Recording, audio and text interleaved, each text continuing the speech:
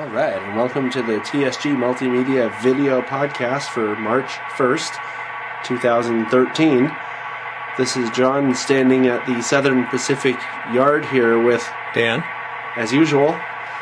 And so, why are we here at the Southern Pacific? I'm basically just showing off my models at this point. Actually, someone on the Facebook site requested, you put a post up about what would you like to see on the podcast, Right. and someone requested the SD9 that I just finished. Oh, okay. So let's roll her into the picture. Oh, this should be fun. I hear it coming, Dan.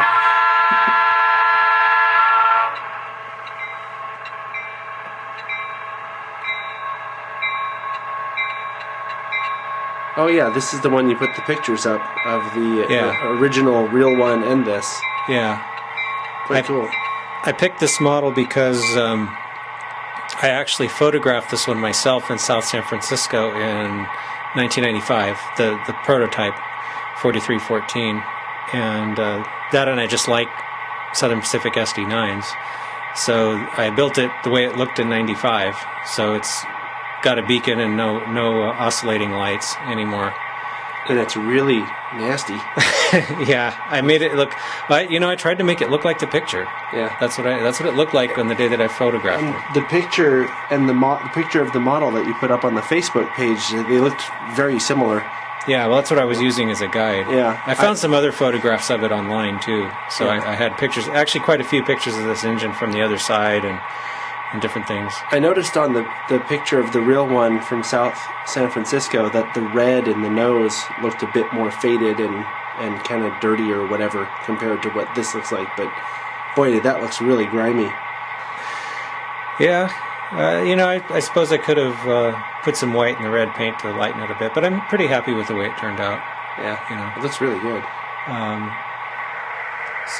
Talking about the red, one of the things I did on this was, because the real one looked this way, is I actually put the SP decal on the nose, right, and did it like I normally would, and then I actually got the airbrush back out with more for the same red and oversprayed it, and then I went over the letters with a little micro brush, dipped in some alcohol to kind of clean off some of the white, because it looked, that's what it looked like. It was like it was peeling off on the real one, so it was like you could only see parts of the SP and the other parts were like almost gone.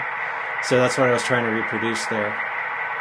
And of course I made the number boards light up, and I also made the markers light up. I didn't notice that before. I don't know that the real one's markers actually worked at this point, but I figured, well, what the heck, I can always leave them off if that's, because in the back it doesn't even have them anymore. Oh, they're plated over? They're just gone. It's like they just took them off. So I would imagine that they probably weren't functional, but whatever. It wasn't too big of a deal to add another LED in the model. So. On Dan's SP, it works. Yeah, if I want them to. Yeah. And of course the beacon, as you can see, the beacon works.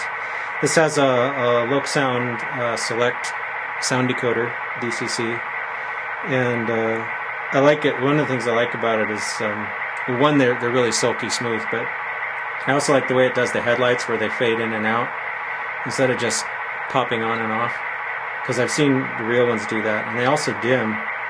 So if you park it in a siding and you're waiting for a meet or something, you can dim the headlights, which I think is pretty cool. Yeah, we've seen them do that too.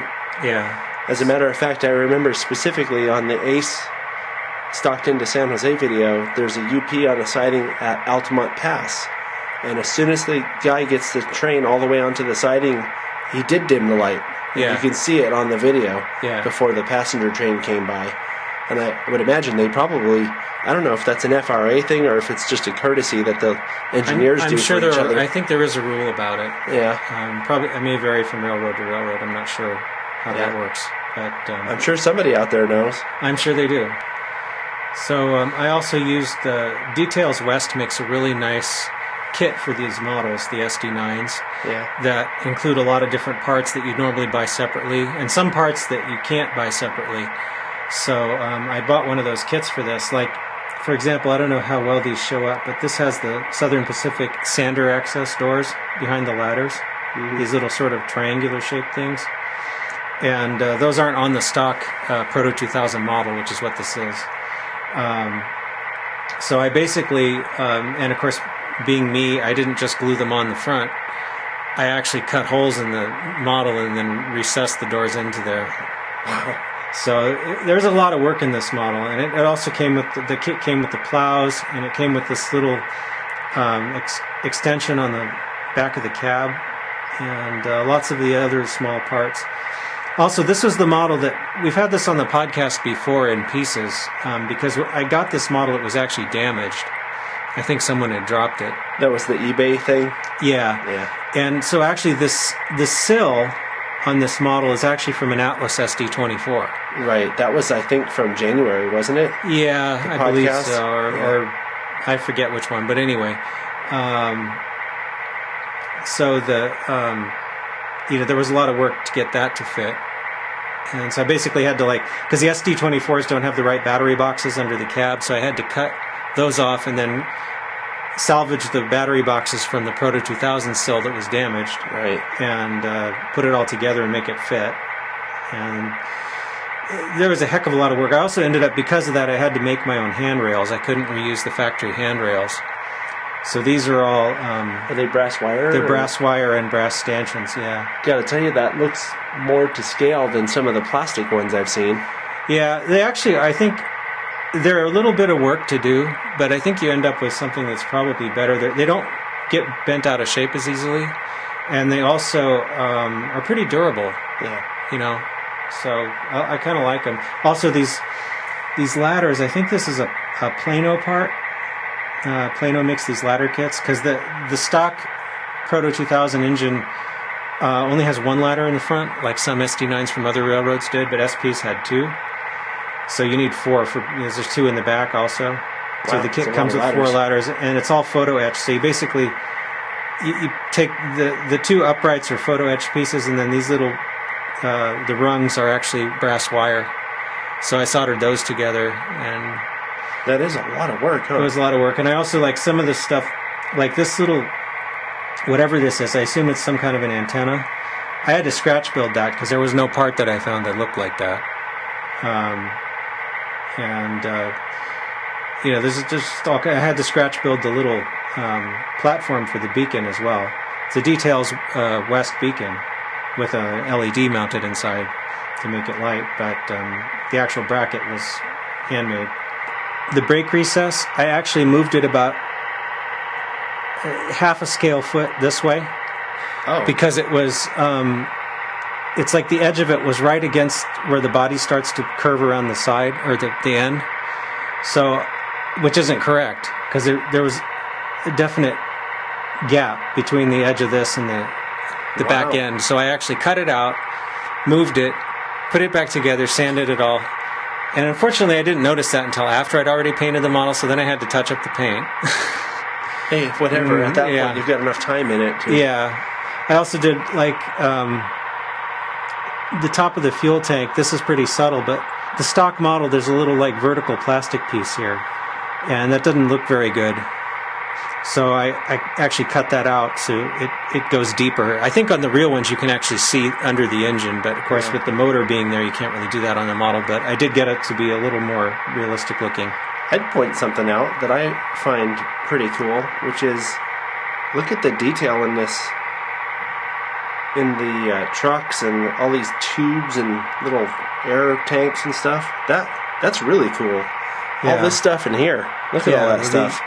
This is a speed recorder. That I think that came with the Details West kit. It looks really neat. This piping here was actually stock. That's already... Really? Yeah, that was part of the motor. I'm surprised. But I did add this fuel tank vent. Yeah. Was is part of the kit. In fact, they gave you two, because some of them had it on the other side. So there's kind of a left hand and a right hand one. Nice. So anyway, I was just going to point out, and I put a thing about this on the Facebook page too, but these are Canon fans. Canon just recently brought out these 36-inch cap-top fans for EMD engines of this era. So I used 6 of them on this model and replaced the stock fans.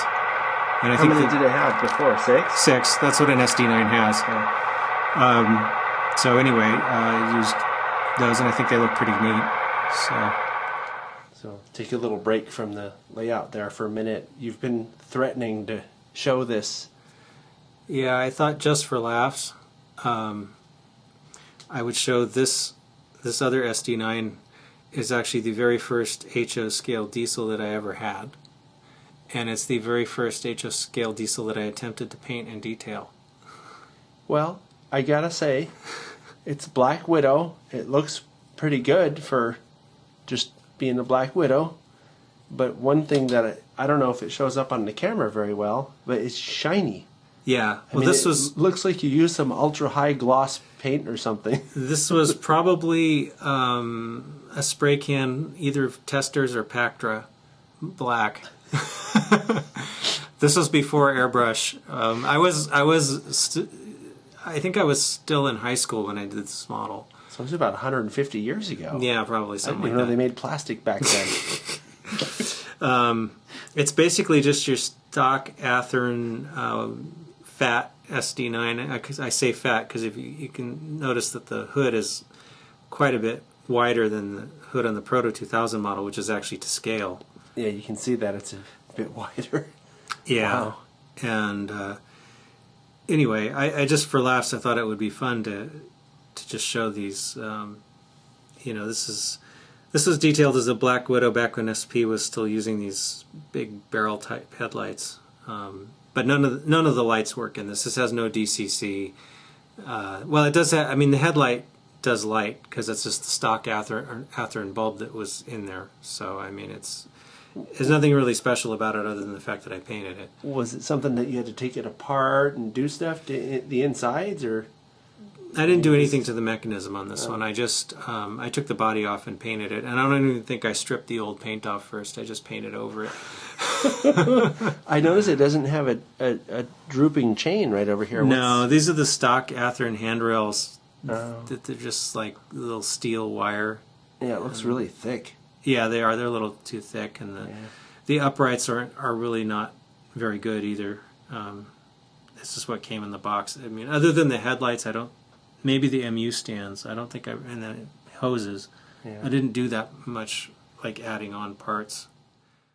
We're filming this on a day when we were filming for the detailing and weathering diesel locomotives video that we've been working on. You may have heard us talking about that one on the audio podcast, and sometimes we mention it on the video podcast, but it just so happens that we just finished, or Dan just finished working on a UP locomotive, and we're going to give people a little preview here. Why don't you run that thing through, Dan, and you can talk about it while it's running through. This is an Atlas B23-7 that we detailed. Yeah, fully detailed and weathered. Yeah, it also has a Loxound Select decoder in it, courtesy of Loxound. Yes, thank you, Loxound. Yeah. Or ESL, or whatever the name is. ESU. I think it was ES something. So the video will be all about how I weathered it, and some other models too, of course. Yeah. So anyway, I guess that'll do it for this month's video podcast. Just want to remind you that the audio podcast comes up on the 15th, and haven't determined yet what exactly it's going to be about. And then, of course, the next video podcast will come out on April 1st, so be prepared for that. And if you like what we do, make sure to turn your friends onto it. And one last reminder, please don't ask questions on the comment section of YouTube. We won't see those. Instead, email it to us, podcast@tsgmultimedia.com. Thanks for watching. Yeah, thanks.